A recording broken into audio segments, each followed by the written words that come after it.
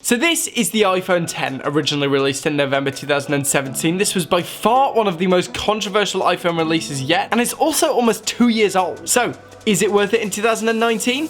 Let's find out. First of all, we have the specs. The iPhone X features the Apple A11 Bionic, a huge step up from the previous generation. 3GB of RAM, either 64 or 256GB of storage. I personally got the 64GB version because most of my stuff's on the cloud anyway, and I like to keep my phone minimal. You can see what I keep on my phone up there. So I personally wouldn't really benefit from that larger space. The screen is 5.8 inches, more on that later, and it weighs 174 grams. As I've said before about other iPhones, because this is an iOS device, I don't particularly find specs to be that important, and while they are definitely a consideration on something like an Android phone, because there's so many different operating systems and hardware configurations, it's important to get a beefy spec if you want good performance. It would be absolutely impossible to optimize for every single Android phone, so getting as much power as you possibly can on the Android side of things is a good idea. With iOS though, it matters significantly less because Apple have the resources to optimize an OS for a fairly small amount of phones. Next up, we have build quality. The iPhone X has increased its premium level but doubled its breakability with a glass back. It does use Gorilla Glass 5, known for its durability, and I haven't actually had any problems with either side breaking, which is excellent. In fact, according to a study posted on the 3 website, there's actually an 80% chance of the glass surviving a drop at 1.6 meters. That said, I do still personally keep mine in a case, just in case.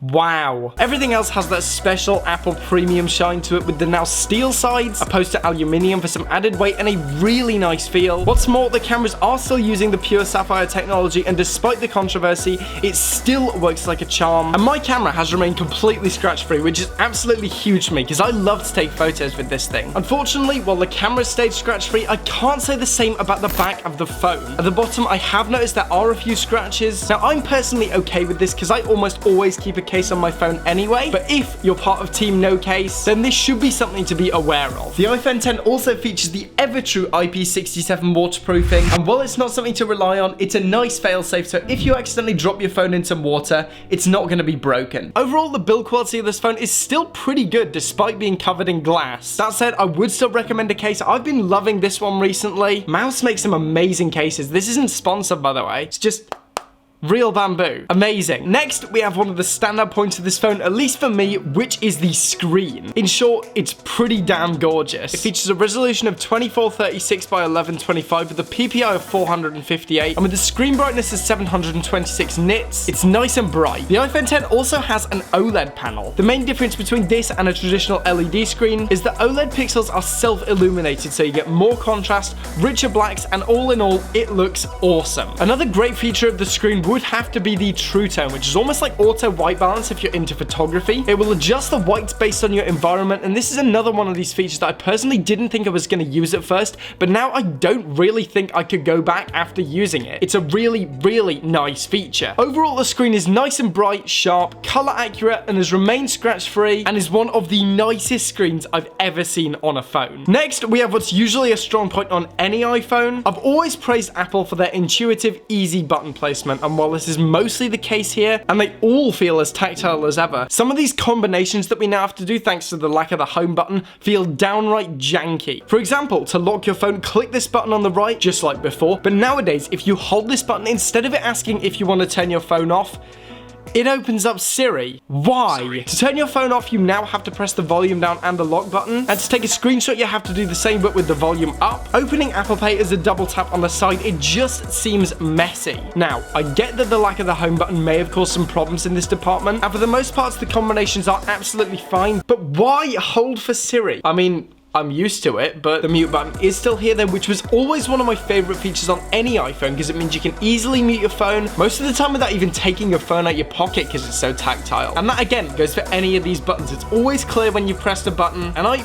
really love that because it just adds to that overall premium feel. Now, let's talk about this. The notch that was such a big deal when it first came out, but is now almost universally accepted with companies such as Google up until recently, and OnePlus putting their own spin on the now iconic notch. notch. One of the main reasons for the notch, other than the front-facing camera, was of course the Face ID. How does that work all this time later? One of the standout features, at least for me, of iOS 13 was the increased speeds of Face ID, and I can confirm the speed increase is real. Face ID works well in all types of situations, including pretty much pitch black, and the only time it doesn't work too well for me is when I'm leaning on my hand, but other than that, it's snappy, it's accurate, and I don't miss the fingerprint sensor whatsoever, which is actually a huge plus for me because this is the first time I've ever had working Face ID on a phone, and it's awesome. Now we're moving on to one of the most important aspects of any phone for me, this little thing. Right there. The iPhone 10 features a dual 12 megapixel camera system, the wide being equivalent to 28mm at full frame, with an aperture of f1.8 and the telephoto being equivalent to 56mm at full frame, with an aperture of f2.4. Moving on to the front-facing camera, it has a 7 megapixel sensor, only one focal length this time, and an aperture of f2.2. For a smartphone, these are still pretty impressive today, and while there isn't any deep fusion like on the iPhone 11s, we do have portrait mode with multiple different lighting modes, my personal favorite being natural light for that blurry background look, and this works on both the telephoto lens and the front-facing camera. As always, when it comes to a camera, specs are nice, but I think what really matters when it comes to a camera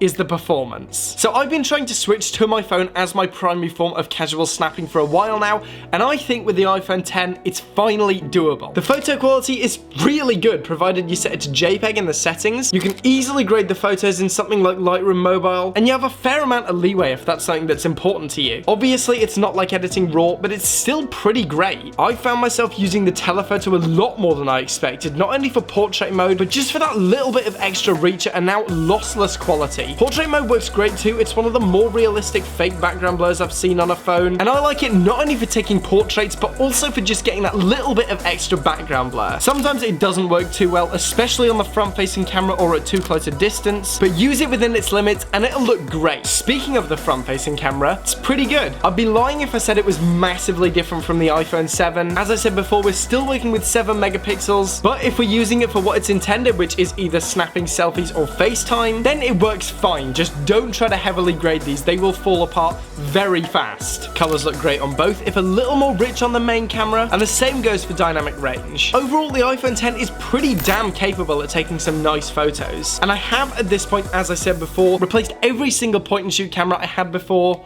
with this. In my last video, I actually went on a photo shoot using only the iPhone. You can check that out up there. Moving on to video, we actually have a significant upgrade here with 4K at 24, 30, or 60 FPS and 1080 slow-mo at a rate of 240 FPS, previously only available at 720p. When I say previously, by the way, I mean on my iPhone 7. That was actually my last personal phone. The quality is really nice, as the specs suggest. What I wasn't expecting here was the increase in post-production options. I actually shot an entire vlog with this phone to test it out, and while there were some issues with autofocus in slow motion, as well as some framing, granted the framing was down to human error, the colors look great, and as I said before with the photos, there is going to be a little bit of leeway to do some color grading. Because of this, I haven't actually installed Pro Movie yet, which before when I was with the 7 was my go-to app to get higher bitrate so I could have some flexibility in post, and while I will probably reinstall it so I can get the manual focus back to avoid those autofocus issues in slow motion, I could definitely get by using only the stock app. Following on from this, we have the OS and app performance. Now, the iPhone 10 obviously runs iOS considering it's an iPhone, and I have to say, although there were some problems at first, iOS 13 made this later than usual 2017 release feel almost brand new. Everything from social media to games can be run flawlessly on the iPhone 10, which again just adds a more premium feel to the phone. iPhones are also notoriously long lasting, the 5S actually lasting 6 versions of iOS. I mean,